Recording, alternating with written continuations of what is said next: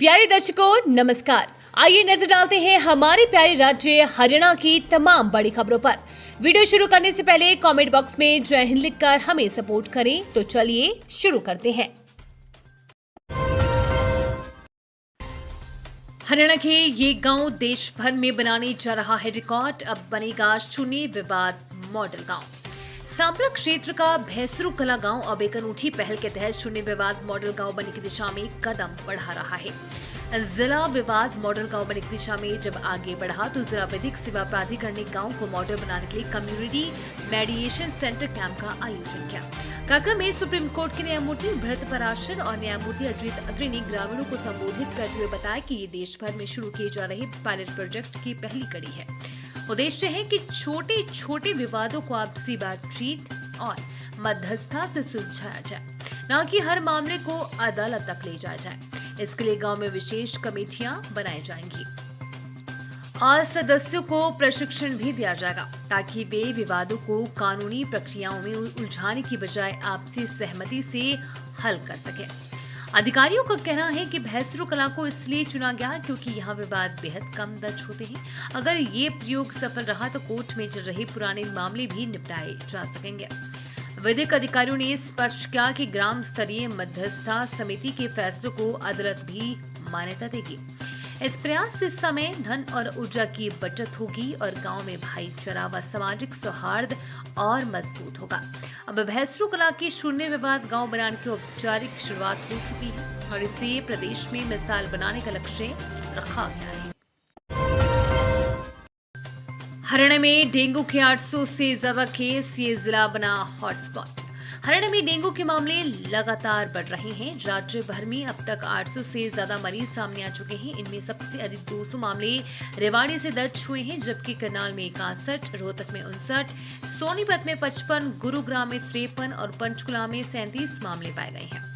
स्वास्थ्य विभाग के अनुसार डेंगू पर नियंत्रण के लिए पहले से ही विशेष अभियान चलाया जा रहा है। विभागीय टीमें प्रभावित इलाकों में फॉगिंग कर रही है और लार्वा नष्ट करने का कार्य तेजी से जारी है। साथ ही घर घर जाकर जांच की जा रही है और अब तक 2 करोड़ से अधिक घरों की स्क्रीनिंग की जा चुकी है। विशेषज्ञों का कहना है कि मौजूदा मौसम डेंगू के मच्छरों के प्रजनन के लिए अनुकूल है, इसलिए लोगों को विशेष सतर्कता बरतने की आवश्यकता है। जनवरी से अब तक करीब 60,000 टेस्ट कराए जा चुके हैं। स्वास्थ्य विभाग ने निर्देश दिए हैं कि मार्च 2027 तक सभी वेक्टर जनित रोगों की जानकारी दर्ज करना अनिवार्य होगा। वहीं निजी अस्पतालों को 24 घंटे के भीतर मामलों की सूचना देनी जरूरी है। शिक्षा विभाग ने निजी स्कूलों को भेजे 1 करोड़ 24 लाख रुपए। इस जिले को सबसे ज्यादा पैसे मिले। हरियाणा शिक्षा विभाग ने निजी मान्यता प्राप्त स्कूलों में पढ़ रहे आर्थिक रूप से कमजोर वर्ग यानी कि EWS के विद्यार्थियों की फीस प्रतिपूर्ति के लिए 1 करोड़ 24,87,200 रुपए जारी किए हैं। ये भुगतान मुख्यमंत्री हरियाणा सम्मान शिक्षा राहत सहायता एवं अनुदान चिराग योजना के अंतर्गत शैक्षणिक सत्र 2024-25 यानी कि अप्रैल 2024 से मार्च 2025 के लंबित बकाया के रूप में किया गया है। सबसे अधिक धनराशि सिरसा जिले को 23.62 लाख रुपए प्राप्त हुई है। इसके बाद हिसार को 18.74 लाख, जींद को 17.68 लाख, भिवानी को 17.55 लाख और नूंह जिले को 16.23 लाख रुपए आवंटित किए गए हैं। फरीदाबाद, करनाल, कुरुक्षेत्र, पानीपत, रेवाड़ी, सोनीपत और अंबाला समेत अन्य जिलों को भी राशि जारी की गई है। निदेशक माध्यमिक शिक्षा जितेंद्र कुमार ने स्पष्ट किया है कि व्यय स्वीकृत बजट सीमा में रहेगा और नियमों के अनुसार ही खर्च किया जाएगा। राशि का हस्तांतरण ई-फंड ट्रांसफर प्रणाली से किया जाएगा। विभाग ने सभी स्कूलों को निर्देश दिया है कि वे 15 दिनों के भीतर उपयोग प्रमाण पत्र जमा करें, जिसमें छात्रों को लाभ पहुंचाने का पूरा ब्यौरा शामिल है। दिवाली पर इन कर्मचारी को मिलेगा बड़ा तोहफा। बस 14 अक्टूबर है आवेदन की लास्ट डेट। प्रदेश सरकार ने दिवाली से पहले चतुर्थ श्रेणी यानी कि ग्रुप डी कर्मचारियों को बड़ी सौगात दी है। अब कर्मचारी 13,000 रुपए तक का ब्याज मुक्त अग्रिम भुगतान ले सकेंगे। इसके लिए उन्हें 14 अक्टूबर तक आवेदन करना होगा। इस निर्णय से हजारों कर्मचारियों को त्योहार पर वित्तीय राहत मिलने की उम्मीद है। वित्त विभाग की ओर से जारी आदेश के अनुसार ये सुविधा स्थायी और अस्थायी दोनों कर्मचारियों को मिलेगी, बशर्ते अगले 10 माह तक उनकी सेवा जारी रहने की संभावना है। साथ ही राशि मंजूर होने के लिए किसी स्थायी सरकारी कर्मचारी की जमानत आवश्यक होगी। सरकार ने स्पष्ट किया है कि अग्रिम ली गई रकम कर्मचारियों को 10 समान किस्तों में वापस करनी होगी। त्योहारी सीजन में हरियाणा से चलेगी स्पेशल ट्रेनें, रेलवे ने जारी किया स्केड्यूल। त्योहारी सीजन को देखते हुए ट्रेनों में यात्रियों की भारी भीड़ हो जाती है। हरियाणा में इन दिनों यात्रियों में भारी भीड़ बढ़ जाती है। इसके चलते रेलवे ने स्पेशल ट्रेन चलाने का फैसला लिया है। रेलवे का कहना है कि इन ट्रेनों को अक्टूबर और नवंबर के महीने में संचालित किया जाएगा।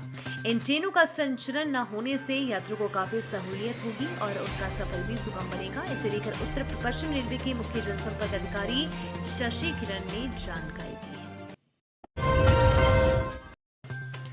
शहर में बदला मौसम का मिजाज, बारिश ने कराया ठंडक का एहसास। कई दिनों से शहर में बढ़ रही उमस भरी गर्मी से आज दुर्गाष्टमी के दिन लोगों को राहत मिल गई थी।